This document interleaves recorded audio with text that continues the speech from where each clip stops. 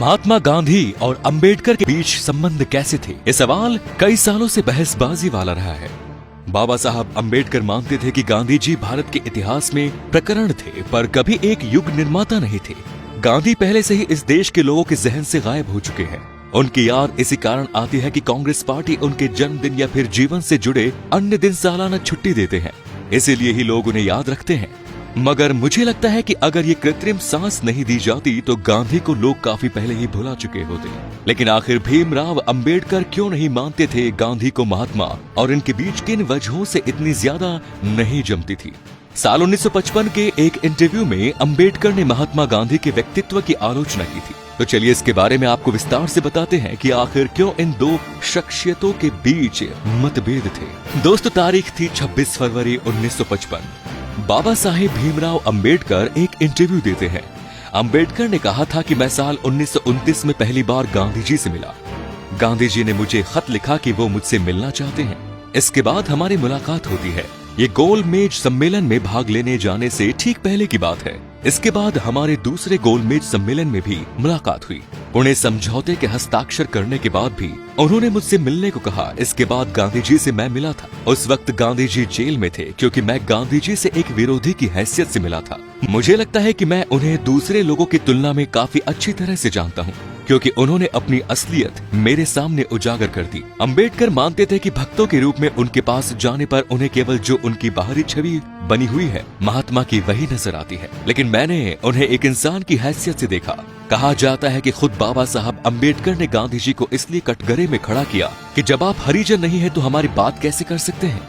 जवाब में गांधी जी ने इतना ही कहा था कि इस पर तो मेरा कोई बस नहीं है, लेकिन अगर हरिजनों के लिए काम करने का एकमात्र आधार ये है कोई जन्म से हरिजन है या नहीं, तो मैं चाहूंगा कि मेरा अगला जन्म हरिजनों में हो। जब पत्रकार ने इंटरव्यू के दौरान बाबा साहेब से ये सवाल पूछा, क्या आपको लगता है कि गांधी जी के बिना राजनीतिक आजादी मिल सकती थी? इसके जवाब में अंबेडकर ने कहा, जी हाँ, मैं निश्चित रूप से कह सकता हूँ कि ये धीरे धीरे हो सकता था, लेकिन व्यक्तिगत रूप से मुझे लगता है कि अगर भारत को स्वराज्य धीरे धीरे मिलता तो ये लोगों के लिए काफी ठीक रहता, क्योंकि अगर ब्रिटिश सरकार से सत्ता हस्तांतरण धीरे धीरे होता तो विकट परिस्थितियों से ग्रस्त हर समुदाय, लोगों का हर समूह अपने आप को मजबूत करने में सक्षम होता।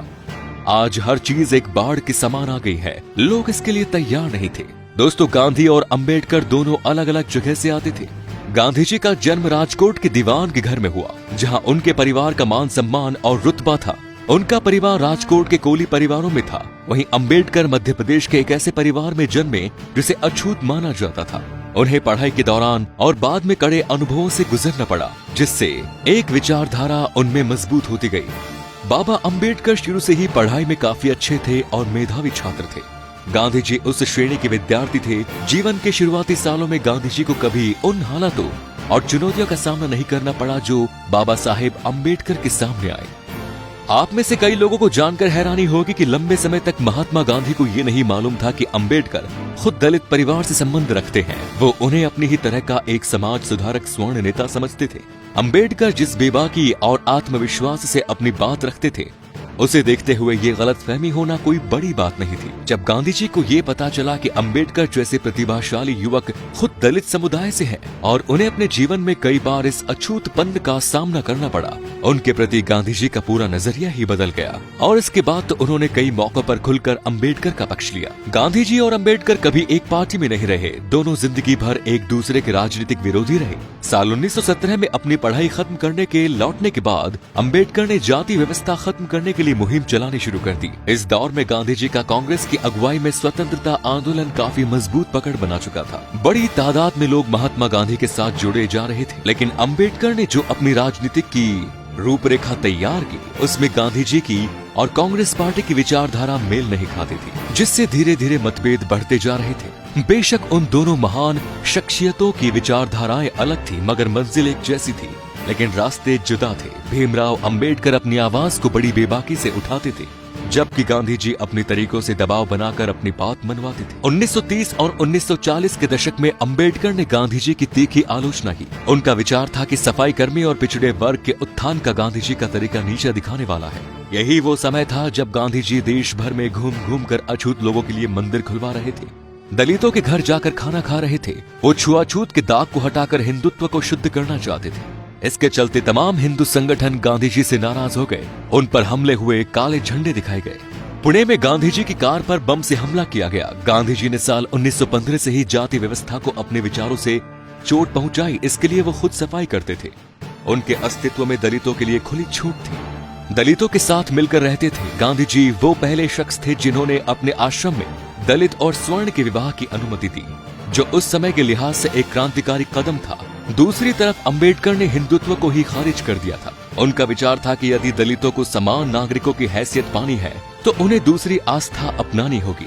गांधी जी ने अपने जीवन काल में शायद ही कभी अंबेडकर के खिलाफ पब्लिकली लोगों में कुछ कहा हो, लेकिन ये हमेशा कहा है कि अंबेडकर के काम करने के तरीके एकदम अलग हैं, जिससे वो सहमत नहीं है।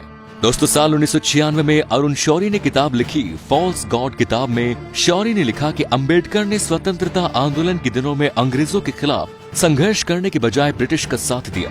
भारत छोड़ो आंदोलन के दौरान वो वायसराय कार्यकारी परिषद के सदस्य थे।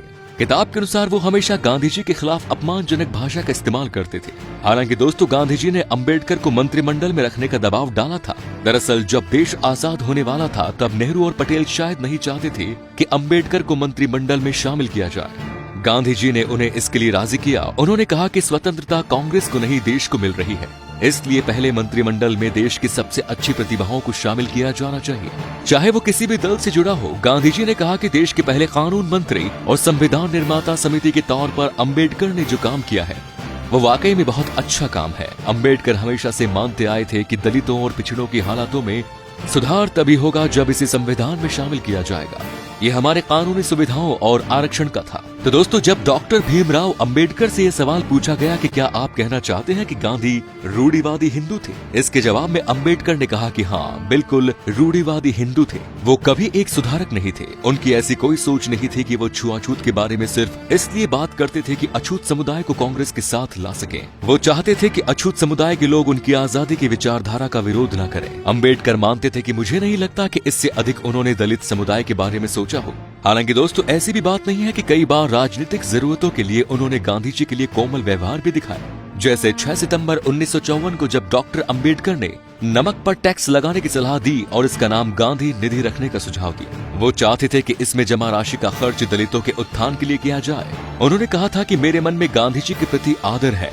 आप जानते हैं कि चाहे कुछ भी हो जाए, गांधी जी को पिछड़ी जाति के लोग अपनी जान से भी प्यारे थे, इसीलिए वो स्वर्ग से भी आशीर्वाद दे देंगे। अंबेडकर के नजरिए से ये दावे शायद सही हो, पर उनके बयान से ये स्पष्ट है कि उन्होंने गांधी जी को केवल एक ही दृष्टिकोण और एक ही नजरिए से देखा था और इसी वजह से उन्होंने गांधी जी के बारे में अपनी राय बनाई थी। दोस्तों, इसके बारे में आप क्या सोचते हैं? कमेंट्स में जरूर बताएं। धन्यवाद।